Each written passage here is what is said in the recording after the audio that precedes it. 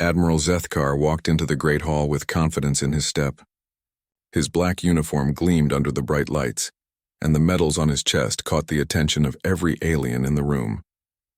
The Grand Council of the Hegemony sat in a perfect circle around him, their different species all united under one banner of conquest. The hall was massive, built to show the power of the greatest military force in the galaxy. Holographic displays floated in the air, showing star maps and battle reports from 1,000 different worlds. All of them told the same story. The Hegemony always won. Zethkar stopped in the center of the room and raised his forearms in salute. His reptilian face showed no emotion as he began his report. "Honored council members," he said, his voice echoing through the chamber. "I bring news of a new system ripe for conquest. The locals call it Sol." The council leaned forward with interest. New conquests meant new resources, new slaves, and new territories to add to their empire. They had conquered over 1,000,000 worlds, and each victory made them stronger. "Tell us about this Sol system," said Councillor Vextar, her insect-like features clicking with excitement. "What species shall we add to our collection?" Zethkar activated his personal display. A three-dimensional map appeared in the air, showing a yellow star with several planets orbiting around it. One of the planets glowed blue and green. "The system contains 9 planets, but only one shows signs of life," Zethkar explained. "The third planet from the star. Our long-range scans detect industrial activity and electromagnetic emissions. What do we know about the inhabitants?" asked another council member, his purple tentacles waving in the air. "This is where it becomes interesting," Zethkar said with a slight smile. "According to our historical databases, the inhabitants might be what ancient texts call humans." A strange silence fell over the council chamber. Several members looked at each other with confusion. The word human was not one they heard often in serious military discussions. "Humans?" Councillor Vextar laughed, a sound like breaking glass. "Admiral, surely you jest. Humans are nothing but old stories told by primitive species. Legends and myths, nothing more." Zethkar nodded. "That was my first thought as well. But our scans show bipedal creatures with the physical characteristics described in the ancient tales. However, their technology appears extremely primitive compared to our standards." The council erupted in chatter. Some members dismissed the idea entirely, while others seemed curious about the possibility of finding a legendary species. Zethkar waited patiently for them to quiet down. "Even if these creatures exist," said High Counselor Draxmore, the eldest member present, "the legends describe them as weak and chaotic. No match for our superior forces." "Exactly my assessment," Zethkar agreed. "Their energy signatures suggest they still burn fossil fuels for power. Their vessels appear to be crude metal constructs that barely leave their planet's atmosphere. They show no signs of faster-than-light travel or energy weapons." He manipulated the display to show detailed scans of Earth's surface. Cities appeared as small dots of light, and primitive aircraft could be seen moving slowly through the atmosphere. "Look at this." Zethkar pointed to the display. "They still fight among themselves using projectile weapons and chemical explosives. They divide their planet into hundreds of small territories and waste resources on constant conflicts. It would be laughable if it were not so pathetic." The council members nodded in agreement. They had seen this pattern on many worlds before conquest. Primitive species always fought each other instead of uniting against external threats. It made invasion so much easier. "What do the old legends actually say about humans?" asked a younger council member. High Counselor Draxmore stood up slowly, his ancient bones creaking. "The stories speak of creatures who never surrender, who adapt to any challenge, and who grow stronger through conflict. But these are clearly the fantasies of defeated species trying to explain their own failures. The legends also claim humans can survive in any environment," added another member with a laugh. "That they can eat almost anything and heal from terrible wounds. Pure fiction, of course. Some stories even say they can somehow convince other species to fight for them," Vextar said mockingly, as if any rational being would choose to ally with such primitive creatures. Zethkar listened to the dismissive comments with growing confidence. The council was right. These old stories were obviously exaggerated. Any species that could pose a real threat would have developed proper technology by now. "My recommendation," Zethkar announced, "is that we proceed with a standard conquest protocol. 3 battlecruisers should be more than sufficient to pacify the entire system. The operation should take no more than a few local days." Approved, said High Counselor Draxmore without hesitation. Admiral Zethkar, you will lead this conquest personally. Consider it a training exercise for your newer officers. The other council members agreed quickly. This would be an easy victory. Perfect for giving inexperienced crews some combat experience without any real danger. I do have one concern, Zethkar said carefully. The Sol system is quite isolated from our main territories. If these humans do exist and prove troublesome, reinforcements would take several cycles to arrive. Troublesome? Counselor Vextar laughed again. Admiral, you worry too much. What could possibly go wrong? If these creatures were truly dangerous, they would have conquered their neighbors by now. Instead, they cannot even unite their own planet. The isolation actually works in our favor, added another member. If they try to send distress signals, no one will hear them. We can take our time studying their primitive culture before adding them to our labor forces. Zethkar nodded, satisfied with the Council's reasoning. He had conquered dozens of worlds and never faced a serious challenge. His ships carried weapons that could destroy planets, shields that could deflect any known weapon, and crews trained to perfection. What could a few primitive bipeds possibly do against such power? When do we depart? He asked. Immediately, High Counselor Draxmore replied. The sooner we secure these new resources, the better. And Admiral? Yes, Counselor? Try to keep some of these humans alive for study. If they truly are the species from the old legends, the xenobiologists will want to examine them. It would be amusing to finally solve one of the galaxy's oldest mysteries. Zethkar saluted again and turned to leave. As he walked toward the exit, he could hear the council members already discussing how to divide the resources of the Sol system among themselves. They spoke of mining rights and slave quotas as if the conquest was already complete. The Admiral felt a moment of doubt as he reached the doorway. Something about the way the ancient stories described humans nagged at him, but he pushed the feeling aside. Legends were just stories told by the defeated to make their conquerors seem less impressive. Besides, even if humans did exist, they were clearly no match for the might of the Hegemony. 3 battlecruisers against a primitive planet? It would not even be a fair fight. As the great doors closed behind him, Zethkar began planning the invasion. He would arrive at Sol System with overwhelming force, deliver the standard surrender ultimatum, and then mop up any resistance. In a few days, he would return to report another easy victory to the Council. What could possibly go wrong with such a simple plan? The Hegemony fleet dropped out of faster-than-light travel at the edge of the Sol system. 3 massive battlecruisers hung in the darkness of space, their hulls gleaming with energy shields and weapon ports. Admiral Zethkar stood on the bridge of his flagship, watching the sensor displays with growing confusion. Report, he ordered his communications officer. Sir, we are detecting massive electromagnetic activity from the 3rd planet. The signals are much stronger than our long-range scans indicated. Zethkar frowned. The primitive energy signatures they had detected from across the galaxy should not have changed so dramatically. He moved to the main display and studied the readings more carefully. Sir, called out the sensor operator, I am reading thousands of artificial satellites around the planet, and there appear to be structures on the planet's single moon. Impossible, Zethkar muttered. Our intelligence report showed minimal space activity. The truth was becoming clear as more data flowed in. The humans had been deliberately hiding their true capabilities. Their energy emissions had been masked, their space activities concealed. This was not the behavior of a primitive species. Admiral, the communications officer spoke up nervously. We are receiving a transmission from the planet. It appears to be directed at us specifically. Put it on screen. The main display flickered and showed a human face. The creature looked exactly like the descriptions in the ancient legends.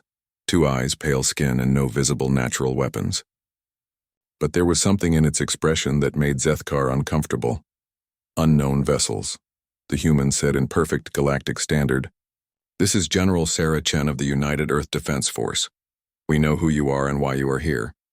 You have exactly 1 hour to leave our system, or we will consider your presence an act of war. The transmission ended abruptly. Zethkar stared at the blank screen in shock. No primitive species had ever spoken to the Hegemony with such confidence. Most civilizations begged for mercy or tried to negotiate. This human had issued an ultimatum. How do they know our language? Asked the communications officer. More importantly, Zethkar said slowly, How did they detect our approach? Our ships are equipped with the most advanced stealth technology in the galaxy. His tactical officer was studying the sensor readings with increasing alarm. Admiral, I am detecting movement throughout the system. Multiple objects are changing course and heading toward our position. Show me. The display changed to show the entire Sol system. Dozens of contacts were moving. Some from the asteroid belt, others from behind the outer planets. Whatever these objects were, they had been waiting in ambush positions. Sir, we are receiving another transmission. This one is on an open channel being broadcast throughout the system. Put it through. This time, a different human appeared on screen. He wore what appeared to be a military uniform and spoke with calm authority. Citizens of Earth, the human said, this is President Martinez. As of this moment, we are implementing Defense Protocol 7. All civilian traffic is suspended. All military units are to report to their assigned positions immediately. We are not alone in the universe, and we are not defenseless. Zethkar felt a chill run down his spine. Defense Protocol 7 implied they had at least 6 other protocols prepared for different scenarios. These humans had been planning for this day. Admiral, his intelligence officer reported, I am detecting massive energy spikes from the planet's surface. Multiple installations are powering up simultaneously. What kind of installations? Unknown, sir. The energy signatures are unlike anything in our databases. On the main screen, Earth was beginning to glow with thousands of new light sources. Cities that had appeared dim in their long-range scans were now blazing with activity. The planet was transforming before their eyes from a primitive world into something far more threatening. Sir, incoming transmission from Earth. It is being sent on multiple frequencies and in 17 different languages. Put it through. A new human face appeared. This one wearing what looked like a scientist's clothing. Attention Hegemony forces, the human said. This is Dr. James Wright, Director of the Solar Defense Initiative. We have been monitoring your empire's expansion for the past 50 years through deep space observation platforms. We know your tactics, your technology, and your weaknesses. The transmission switched to show technical diagrams that made Zethkar's blood run cold. Detailed schematics of Hegemony ships, weapon systems, and shield configurations filled the screen. The humans knew everything. We also know, Dr. Wright continued, that you consider us to be nothing more than legends and myths. We have spent decades preparing for this moment, and we are ready. The transmission ended and the bridge fell silent. Zethkar looked around at his crew, seeing his own shock reflected in their faces. This was not how first contact was supposed to proceed. Primitive species were supposed to be afraid, confused, and easy to intimidate. Admiral, the tactical officer said quietly, I am reading massive power buildups from multiple locations throughout the system. Whatever they are preparing, it is big. How many ships do they have? Zethkar demanded. That is the problem, sir. I cannot tell what are ships and what are weapons platforms. The humans appear to have militarized their entire solar system. A new alarm sounded on the bridge. The communications officer looked up with wide eyes. Sir, we are receiving thousands of transmissions from the planet.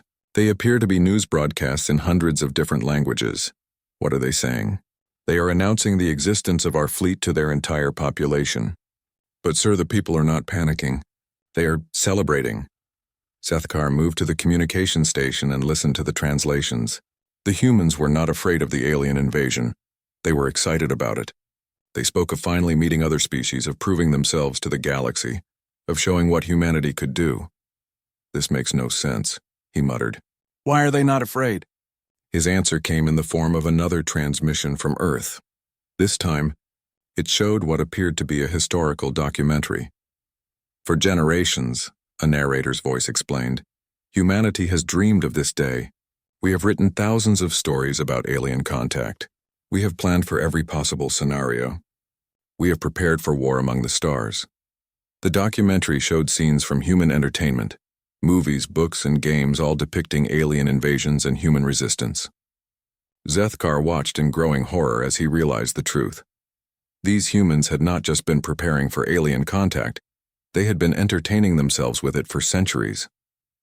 They had turned the idea of interstellar war into art, turning strategy into entertainment, making themselves psychologically ready for this exact moment. Admiral, his sensor operator called out urgently, I am detecting multiple launches from the planet's surface. Hundreds of objects are heading our way. Missiles? Unknown, sir.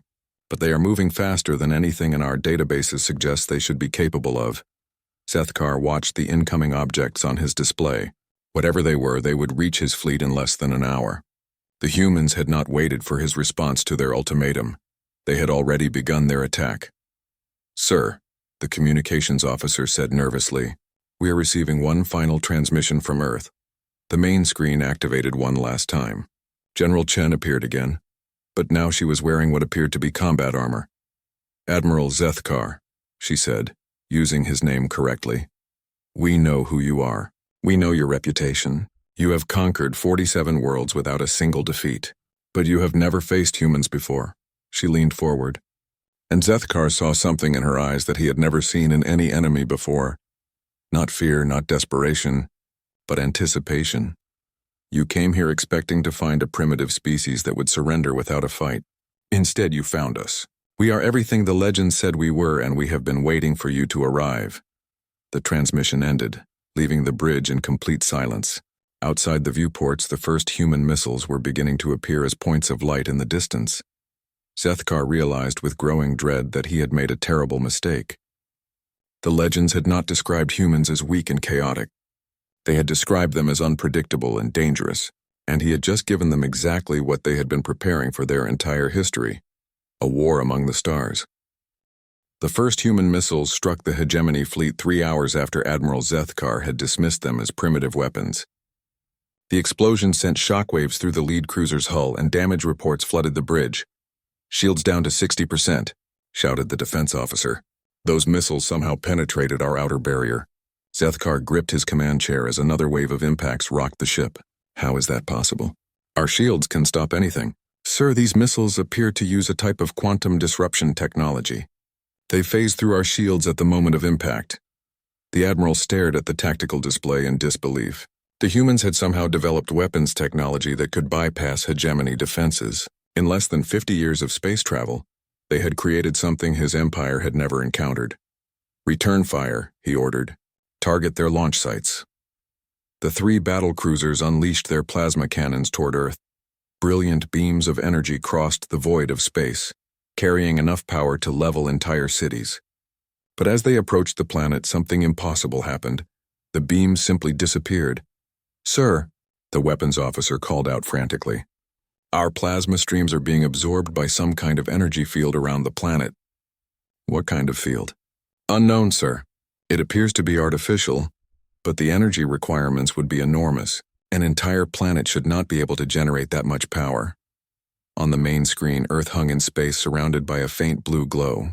The human planet had become a fortress, protected by technology that should not exist. "Admiral," the communications officer interrupted, "we are receiving tactical data from our sensors. The humans are launching a second wave of attacks, but these are not missiles." "What are they?" "Ships, sir. Hundreds of them, emerging from concealment throughout the system." Sethkar watched in amazement as human vessels revealed themselves. They had been hiding in asteroid fields, behind moons, and inside gas giant atmospheres. The entire Sol system had been turned into a trap. But what shocked him most was the design of the human ships. They were not sleek and efficient like hegemony vessels. Instead, they looked like weapons built around engines, brutal, angular craft that seemed designed for one purpose only: war. "Sir, the human ships are not following standard attack patterns," reported the tactical officer. "They are engaging in what appears to be completely random behavior." "Show me." The display showed the battle from above.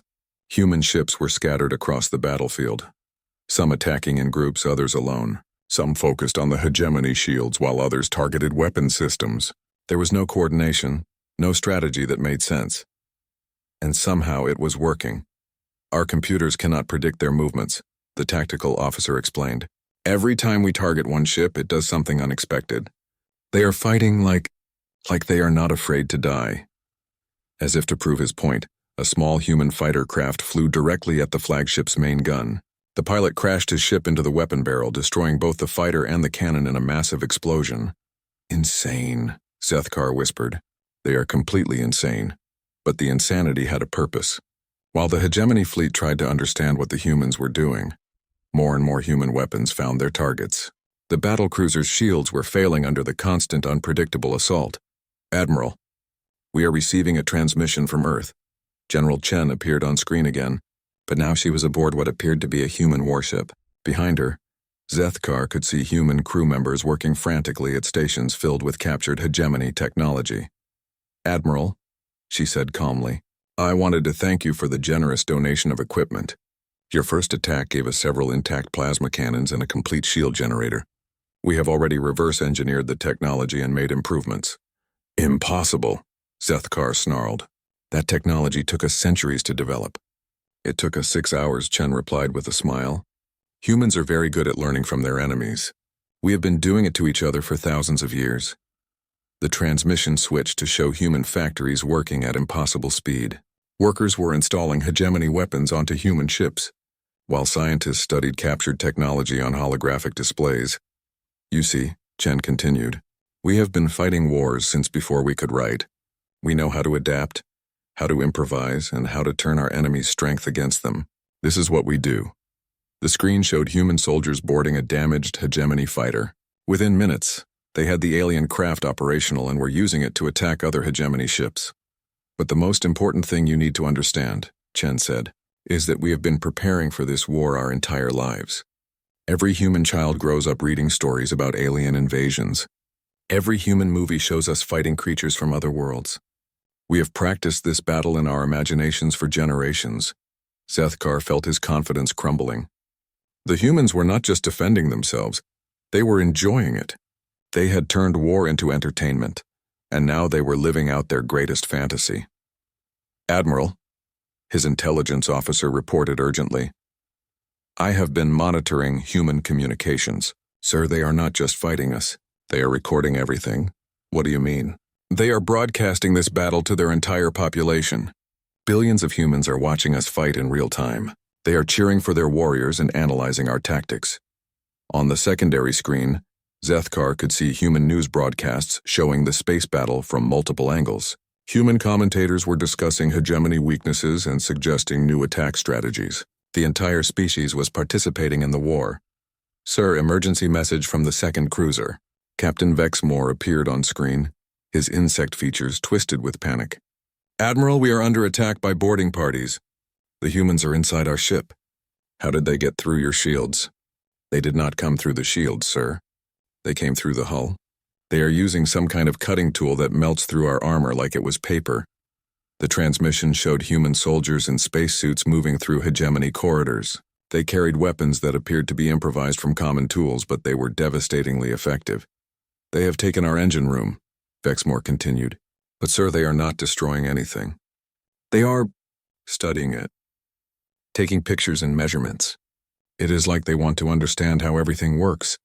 Fall back to the bridge and prepare for—" The transmission cut off abruptly. On the tactical display, the second cruiser's energy signature began changing. Within minutes, it was broadcasting human identification codes. "They captured an entire battle cruiser," Zethkar said in shock. "In less than an hour." "Admiral," the communications officer called out, "we are receiving another message from the captured ship." The screen showed the bridge of the second cruiser, but now it was filled with human soldiers. A young human officer sat in the captain's chair, studying the alien controls with obvious fascination. "Thank you for the new ship," the human said cheerfully. "We were wondering how these things worked. Now we know. And Admiral, we are sending our technical specifications to every human ship in the system. By tomorrow we will have our own battle cruisers in production." Zethkar realized with growing horror that the humans were not just winning the battle, they were learning from it. Every attack taught them something new about hegemony technology. Every captured weapon became a template for mass production. "Sir," the tactical officer said quietly, "recommend immediate retreat. We are outnumbered, outmaneuvered, and losing equipment faster than we can replace it." But Zethkar could not retreat. To return to the Hegemony Council with news of defeat would mean disgrace and execution. He had to find a way to win, or at least to hurt the humans badly enough to make them reconsider their resistance. "Prepare for planetary bombardment," he ordered. "If we cannot defeat their military, we will destroy their population centers." "Sir, our main guns are not functional after the fighter crash. Then use everything else." "I want every weapon we have firing at that planet." The remaining Hegemony ships began bombarding Earth with everything they had: energy weapons, kinetic missiles, and fusion bombs. But every attack was absorbed by the mysterious energy field protecting the planet. And then something happened that changed everything. The energy field around Earth began to glow brighter, collecting all the incoming energy. Suddenly, the field collapsed inward, focusing all that collected power into a single point. A beam of pure energy erupted from Earth's surface, striking the third battlecruiser with the combined force of the entire Hegemony bombardment. The ship exploded in a flash of light that could be seen across the solar system. General Chen appeared on screen one final time. "Admiral Zethkar, you have just witnessed what we call adaptive defense. We took your energy and gave it back to you with interest. This is what happens when you attack Earth." Behind her, Zethkar could see human technicians already working to rebuild the planetary defense system for the next attack. "You have two choices," Chen continued. "Surrender now and we will treat you according to the rules of war. Or continue fighting and learn why the galaxy remembers humans only in legends." Admiral Zethkar's remaining battlecruiser hung in space like a wounded animal. Half his weapons were destroyed, his shields were failing, and human ships surrounded him on all sides. But instead of finishing him off, the humans seemed to be waiting for something. "Sir," the communications officer said nervously, "we are receiving a priority transmission from Earth. It appears to be from their highest military command." "Put it through." The main screen showed a room filled with human officers. At the center sat an elderly human with graying hair and tired eyes. The nameplate before him read, "General Morrison, Supreme Commander, Earth Defense Force." "Admiral Zethkar," the human said calmly, "my name is General Morrison. I have been authorized by the United Earth Government to offer you terms for surrender." "We do not surrender to primitives," Zethkar snarled, though his voice lacked conviction. "Admiral, you have lost 2/3 of your fleet in less than 12 hours. Your remaining ship is heavily damaged and surrounded. You have no chance of victory or escape. But that is not why I'm contacting you." The human leaned forward, and Zethkar saw something in his eyes that was far worse than anger or hatred. He saw pity. "Admiral, 37 minutes ago we intercepted a distress signal you transmitted to your home territory. We know you called for reinforcements. We also know that the nearest Hegemony fleet is 17 days away." Zethkar felt his blood turn cold. The humans had been monitoring his communications. They knew help was coming. "What you do not know," General Morrison continued, "is that we have spent the last 6 hours reverse engineering your faster-than-light communication system. We now have the ability to contact any location in the galaxy." "Impossible," Zethkar whispered. "Watch." The screen split to show two images. On the left was the bridge of a Hegemony command ship somewhere in deep space. On the right was a human technician sitting at a makeshift control panel built from captured alien technology. "Hegemony command ship destroyer of worlds," the human technician said in perfect Galactic standard. "This is Lieutenant Sarah Kim of the United Earth Defense Force. We are currently holding Admiral Zethkar and the remains of his invasion fleet. We suggest you do not send reinforcements." The alien captain on the screen stared in shock. "How are you accessing our communication network?" "We learned it from your equipment. Humans are very good at learning. Now we have a message for your entire empire." The transmission switched to show General Morrison again. Behind him, Zethkar could see a massive holographic display showing star charts of the entire galaxy. Human technicians were marking Hegemony positions throughout known space. "Citizens of the galaxy," Morrison announced. "This is General Morrison of Earth. For too long, you have lived under the tyranny of the Hegemony. Today that changes. Humanity formally declares war against the Hegemony Empire and all who serve it willingly." Zethkar watched in horror as the transmission was broadcast across the galaxy. The humans were not just defending themselves, they were declaring war against the most powerful military force in known space. "Furthermore," Morrison continued, "we call upon all species enslaved by the Hegemony to rise up against your oppressors. Earth will provide support, weapons, and training to any world that seeks freedom." The transmission ended, leaving Zethkar's bridge in stunned silence. The humans had just turned a simple invasion into a galactic revolution. "Sir," his sensor operator called out weakly, "I am detecting massive energy readings from Earth's surface. Multiple installations are powering up simultaneously." "What kind of installations?" "Unknown, sir." The energy signatures are unlike anything we have seen before. On the main screen, Earth was beginning to change. Massive structures were rising from the planet's surface, not buildings, but weapons. Orbital elevators were lifting enormous cannons into space, while factories on the moon began producing ships at an impossible rate. "Admiral," General Morrison said, reappearing on screen, "you are about to witness something that has never been seen before in galactic history. You are about to see what happens when humanity stops pretending to be a peaceful species." Across Earth's surface, hidden installations were revealing themselves. Underground bunkers opened to show missile silos containing weapons that defied physics. Space docks that had been disguised as asteroid mining stations began producing warships at a rate that should have been impossible.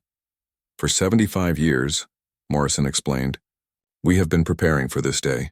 Every nation on Earth contributed to secret projects designed for one purpose: fighting a war among the stars. We called it the Shadow Protocol. The display showed images of human installations throughout the solar system, weapons platforms hidden in asteroid belts, manufacturing facilities built inside hollow moons, and massive ships disguised as space stations. We have been watching the galaxy for decades," Morrison continued. "We know where every hegemony world is located. We know their defenses, their resources, and their weaknesses. We have been planning this war since before you knew we existed."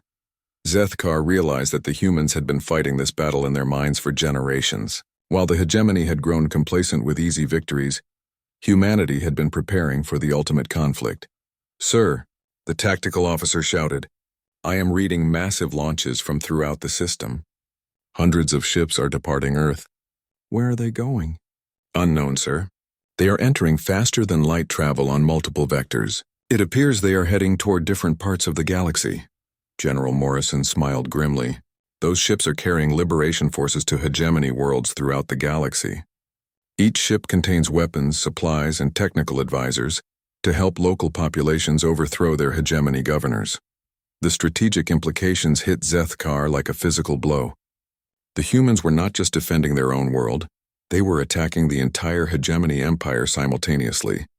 Every world under hegemony control would soon face rebellion supported by human technology and tactics. "But Admiral," Morrison said, "that is not the worst news I have for you." The screen switched to show a massive construction facility floating in space near Earth's moon. Ships were being assembled there at an incredible rate, but these were not like the improvised vessels that had attacked the fleet. These were purpose-built warships incorporating the best of both human and hegemony technology. "We call this Project Revenge," Morrison explained. "For every ship you destroyed, we have built 10 more. For every human you killed, we have recruited 100 volunteers. You have given us a cause, Admiral, and there is nothing more dangerous than humans with a cause."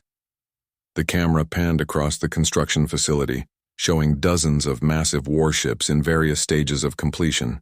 Each one was larger and more heavily armed than a hegemony battlecruiser. "In 72 hours, Morrison announced, the first Earth defense fleet will depart for hegemony space. Our target is your capital world. We estimate it will take approximately 6 months to reach the core systems of your empire." "6 months?" Zethkar gasped. "That is impossible. It would take our fastest ships over a year to reach Earth from the capital." "Admiral, you are thinking like a conqueror. We are thinking like liberators. We do not need to bring our entire fleet to one location. We just need to bring enough force to each world to break the chains of oppression." The tactical display showed human fleet movements across the galaxy. Small groups of ships were heading toward different hegemony territories, while larger forces moved toward more heavily defended worlds. "You see," Morrison continued, "we have studied every species in your empire. We know which ones will fight if given the chance and which ones need more encouragement. We will give them the tools they need to free themselves." Zethkar's mind raced as he tried to understand the scope of what the humans were attempting. They were not trying to conquer the galaxy. They were trying to liberate it. And liberation was much easier than conquest because it used the enemy's own oppressed populations as allies. "Sir," the communications officer interrupted, "we are receiving reports from throughout hegemony space. Multiple worlds are reporting uprisings. The humans somehow coordinated simultaneous rebellions across dozens of systems." "How many rebellions?" "Over 300 worlds, sir. And the number is growing." Zethkar slumped in his command chair. The humans had turned his invasion into a galactic war in less than 24 hours. "Worse?" They had given every oppressed species in the galaxy hope for freedom. "Admiral," General Morrison said one final time, "you wanted to conquer Earth because you thought we were weak. Instead, you have awakened something that your empire cannot defeat. You have given humanity a reason to leave our solar system and carry our message of freedom to the stars." The transmission ended, leaving Zethkar alone with the magnitude of his mistake. He had come to Sol System to add one more world to the Hegemony Empire. Instead, he had triggered the beginning of the end for everything his people had built. Outside the viewports, human ships moved through space with purpose and determination. They were no longer defending their world. They were preparing to liberate the galaxy, and Zethkar knew that nothing would ever be the same again. 3 months after the invasion of Earth began, Admiral Zethkar sat in a human prison cell aboard a space station orbiting the planet he had tried to conquer. Through the transparent wall, he could watch human ships departing daily for distant parts of the galaxy. Each vessel carried weapons, supplies, and the promise of freedom to worlds that had known only slavery under hegemony rule. The cell was comfortable, even luxurious by military standards. The humans had treated him according to what they called the Geneva Conventions, rules of war that Zethkar had never heard of, but which seemed to govern how humans fought their conflicts. He had food, medical care, and access to communication networks that let him watch the galaxy burn. "Admiral," came a familiar voice from the cell's communication system. "You have a visitor." The door opened to admit General Morrison, looking older and more tired than when Zethkar had last seen him. The human carried a datapad and wore the expression of someone bearing bad news. "General," Zethkar said without rising from his chair, "I assume you bring word of the latest rebellions." "Actually, Admiral, I bring word of their success." Morrison activated the datapad and showed Zethkar a galactic map. Red dots marked hegemony territories, while blue dots showed systems that had successfully overthrown their alien governors. The map was mostly blue. "As of this morning," Morrison explained, "over 80% of hegemony worlds have declared independence. Most did so with minimal human assistance. They just needed to know that resistance was possible." Zethkar studied the map with professional interest. The blue dots were not randomly scattered. They formed a pattern that showed careful planning and coordination. The humans had not just inspired rebellions, they had orchestrated them. "How?" he asked simply. "The same way your empire conquered them in the first place. Superior technology and better tactics. But we had one advantage you never did. Which was, we offered freedom instead of slavery. We asked for allies instead of demanding surrender, and we proved that the hegemony could be defeated." Morrison pulled up another display showing casualty reports. Zethkar was surprised to see that human losses were relatively light, while hegemony forces had suffered catastrophic defeats throughout the galaxy. "Your military doctrine was designed for fighting primitive species that had never seen advanced technology," Morrison explained. "But every world in your empire had been exposed to hegemony weapons and tactics for generations. They knew your weaknesses because they had lived under your rule, and you gave them the means to exploit those weaknesses. We gave them the tools they already had the knowledge to use. Most rebellions succeeded using captured hegemony equipment, operated by former slaves who understood the technology better than their masters." Zethkar nodded slowly. It was a simple strategy but devastatingly effective. The hegemony had created its own enemies by enslaving advanced species and then forcing them to maintain alien technology. "There is something else," Morrison said, his voice becoming more serious. "We have received a transmission from the Hegemony High Council. They want to negotiate." "Negotiate?" Zethkar laughed bitterly. "The Council does not negotiate. They conquer or they destroy. Things change, Admiral. When you lose most of your empire in 3 months, you learn to be flexible." Morrison activated another file on his datapad. The image showed the hegemony capital world, but something was wrong. The planet's massive orbital defense stations were dark, and debris floated in space around them. "Your capital fell yesterday," Morrison said quietly, "not to human forces, but to a rebellion by the species your people enslaved to build those defense stations. They knew exactly where to plant the charges to bring down the entire defensive network." Zethkar stared at the image in shock. The capital world had been considered impregnable, protected by weapons that could destroy entire fleets. But those weapons had been built and maintained by slaves who knew every weakness and vulnerability. The High Council has agreed to dissolve the Hegemony Empire, Morrison continued. All conquered worlds will be granted immediate independence. All slave species will be freed, and all Hegemony military forces will surrender their weapons and submit to trial for war crimes. And if they refuse, then humanity will finish what you started. We now have the largest fleet in the galaxy, and we have shown that we know how to use it. Morrison showed him the latest fleet numbers. In 3 months, human shipyards had produced more warships than the Hegemony had built in the past century. Every design incorporated lessons learned from the invasion of Earth, making them superior to anything in the existing galactic arsenal. But Admiral, Morrison said, that is not why I am here. I am here because humanity has a question for you. Zethkar looked up with interest. Throughout his imprisonment, the humans had treated him with respect, but had never asked for anything beyond basic cooperation. We want to understand something, Morrison continued. Why did your people spread stories about humans being mythical creatures? Why hide the truth about previous encounters? Previous encounters? Zethkar frowned. There were no previous encounters. You are the first human species we have discovered. That is not what our investigation has revealed. Morrison activated a new file showing archaeological evidence from dozens of different worlds. Ancient ruins, artwork, and written records all depicted the same. Bipedal creatures that matched human physical characteristics. We have found evidence of human contact with over 300 different species throughout galactic history. But in every case, the official records were destroyed or altered to remove any mention of humans. Zethkar studied the evidence with growing understanding. The pattern was clear. Humans had been encountered many times before, but the truth had been systematically hidden. We have interviewed survivors from several Hegemony worlds, Morrison continued. The older species remember stories passed down through generations, stories about creatures who never surrendered, who turned defeat into victory, and who inspired others to fight for freedom. Stories that were declared to be myths and legends, Zethkar realized.